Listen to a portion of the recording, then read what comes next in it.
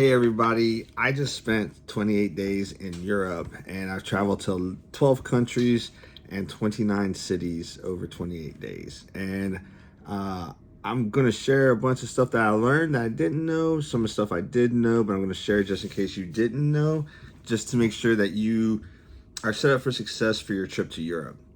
Now, I was going to use a disclaimer. This isn't like all of Europe. This is just my experience from going through 11 or 12 countries. So if you've been to Poland and they do something different than what I'm telling you, I didn't go to Poland. So there's my disclaimer. The first thing is most truck stops and restaurants that you go to, if you're traveling down the highway, you got to pay to pee. Okay. So you tap your credit card, or you have, some of them are 50 euro or 50 cents. Some of them are €1. You got to drop it in there. And then when you pay, you pull out a ticket. It'll open up the gate. You go in there, you go to the bathroom. When you come out, you give the ticket to the attendant at the cash register when you buy something, and they give you a credit back. So you get a refund unless you don't buy something. I just think it's a way for them to get cash and force you to be like, oh, well, let me go get my 50 cents back. Let me go buy something for $4. So I think it's just a money grab, but you're going to find that in a lot of countries. The next thing is, in America, one thing I love is that you don't have to smell smoke in an airplane, in a restaurant, in a movie theater, nowhere. Okay. In Europe, it's a lot different. Like, smoking is still considered cool, I guess. So after a meal, while you're waiting for a meal, when you're walking down the street, pretty much everywhere you can smoke. So if you don't like cigarette smoke, get used to it in Europe. No free refills. You know, when you go to a restaurant and your drink runs low, like you're drinking some soda or something, lemonade, you get it topped off. Not in Europe. You gotta pay for everything. And if you drink regular Coke, it costs more than Coke Zero or Diet Coke because it has more sugar on it. I went into a truck stop that a Heineken that was bigger than a Coke can was the same price as a Coke can. So I think it was like €4.50, and the beer can was $4.50 as well. And it was a bigger. I don't know what the milliliter was. I don't remember, but that's just what they do here. Regular Coke will always be more expensive than Diet Coke or Coke Zero, for example, right? Same with Pepsi and everything else. You want to get an adapter. When I went to Japan, I was surprised that everything was on 110. Here in Europe, not that way. So make sure you get an adapter. I would recommend that you get a multi-purpose adapter because what I found is in some of the hotels, the adapters are a little bit different. They have a 3-prong, a 2-prong, some are round, some are square. So I would look on Amazon or something and get a multi-country adapter. They do have USB ports in a lot of the places, so if you have USBNs, but usually there's only like 2 to 4 in a room, so depending on who you're traveling with and how much you got to charge, that might be an issue. Most hotels have AC in them. Most will let you control the temperature, but you really don't. Some of the hotels I went to, they don't even have thermostats. They control the temperature. Some of them I went to, trying to get the temperature to go down to about 20 degrees Celsius, which is about 71, 72 degrees Fahrenheit. It never got that cold. So I think they throttle the AC. So if you want it cold, you may want to bring a small portable fan to help give you a little extra cool breeze. The nights get kind of chilly, so maybe open a window if possible. There are more bikes in Europe than cars, so you got to watch out for bikes, okay? Especially when you're in England, because they come from the wrong way, okay?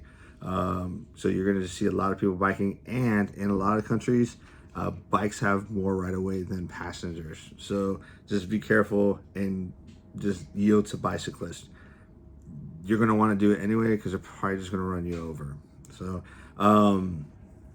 trains and subways, easy to use, very easy to use. You can Google, like especially in England, if you were in London, you can Google, I want to go from King's Cross to Paddington.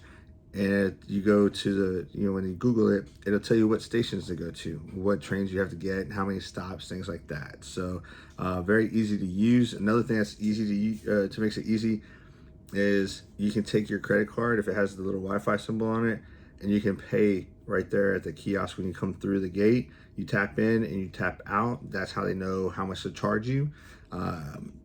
Versus buying tickets. Okay, so you don't need any cash to buy a ticket. You don't have to use your credit card to buy a ticket. You just tap in, tap out.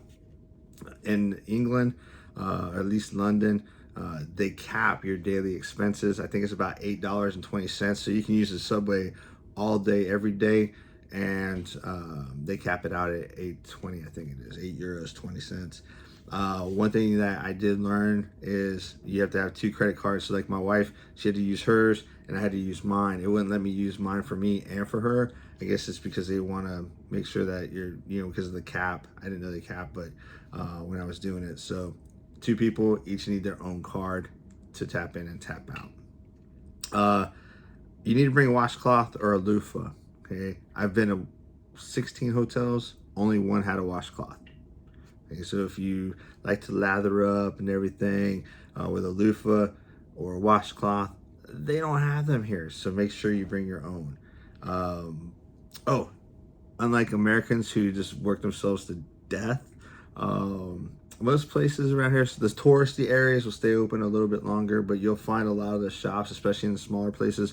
Like we went to Bruges in Belgium, not really a touristy destination. It is, but it isn't. Most of the shops closed about 7 o'clock. Some of them were closing at 6 o'clock. They just close. They go home for dinner. Like they just go there and they open up at like 9. They close at 6 or 7, and they're done for the day. And on Sundays, a lot of them are closed. So you'll find that they're only open 6 days a week. They Chick-fil-A it a lot around here. You can use your credit cards, like I mentioned, at the subway terminals, but you can also use them on the bus.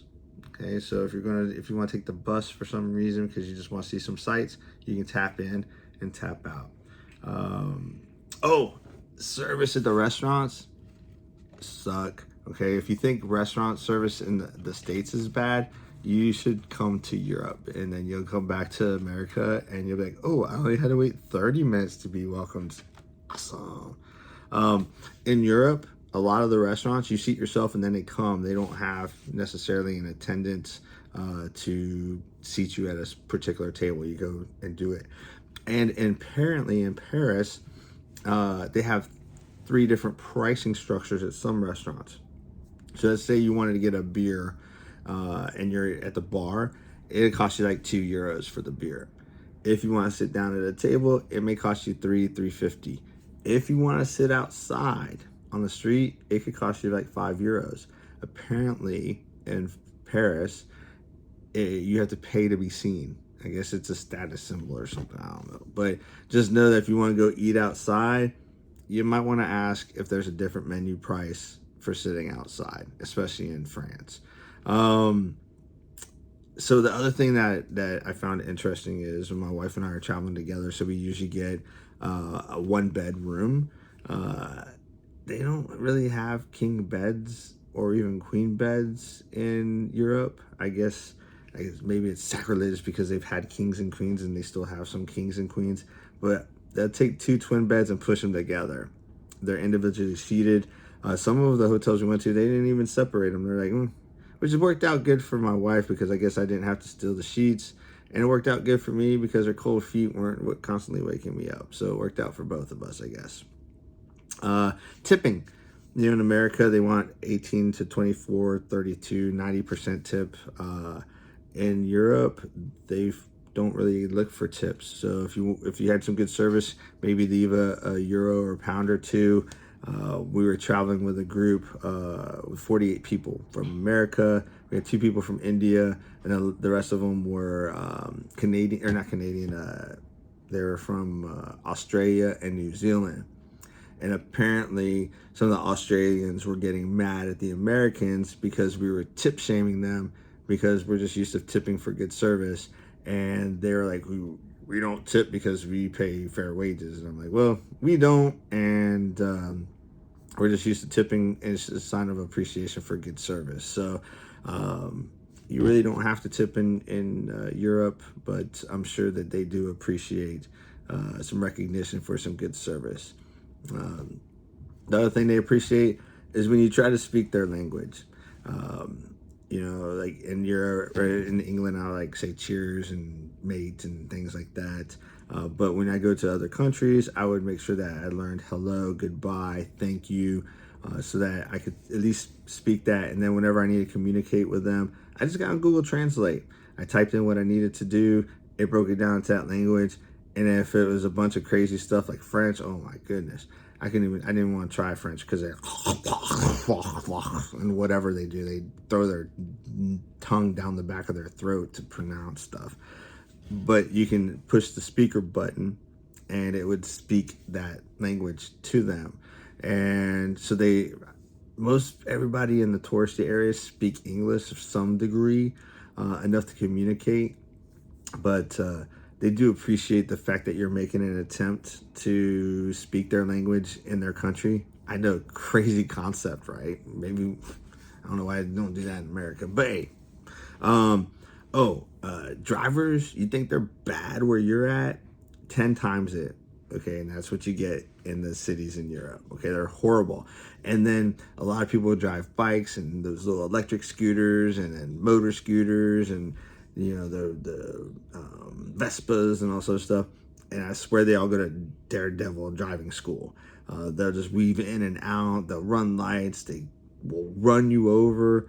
I saw one ran an intersection and got plowed by a car. So sometimes karma sucks, but you gotta be careful and watch out, especially in England, because, well, the cars, nope, they come from that way. They come from the wrong way. They drive backwards over here. I don't know why. They just stuck in that ways.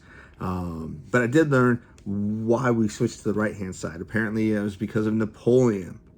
When they started making the streets, I guess the carriages where the drivers were sitting, they could potentially whip the other driver on the other side of the road. So they switched the sides of the road to give it a little bit more space in between them. I guess Europe's like, we ain't doing that, but the rest of the world went that way. So that's something I learned on this trip. So the last bit of information for you that I have, because I know I've talked a lot, money, okay? One thing I did before I came here, I put out a lot of money in euros and I put out a lot of money in pounds because I wanted to have some currency here, okay? Well, when you buy them there, you have to pay a transfer fee. And if you come back with them, you got to pay a transfer fee back to that company that buys them and converts them back into US dollars.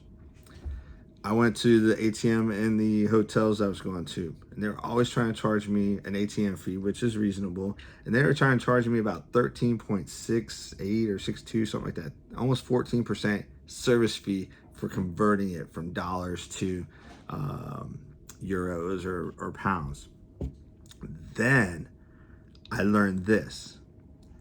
If you go to a bank, not a side hustle ATM, not an ATM in the hotel. You can try them and see, but what I found is if you go to an actual bank and use their ATM, they charge you an ATM fee, but they don't charge you the conversion fee, and then your bank takes care of it on the backside. For example, I put out 300 euros from a bank. I had to pay a $6.50 ATM fee, and then it came out to like 3.32 or something, whatever the conversion rate is, because the euro is worth more than $1, the pound's worth more than $1. I think the peso is worth more than $1.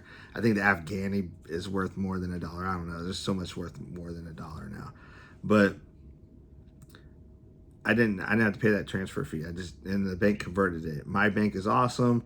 At least so far, I've not seen any kind of fees for transferring it into local currency, but we'll see. But I think that's probably your best bet. Check with your bank and see if they charge a fee using an ATM overseas. And, man, I just had a thought and that went away, but I'm sure it'll come back to me. But, there, see, came back to me.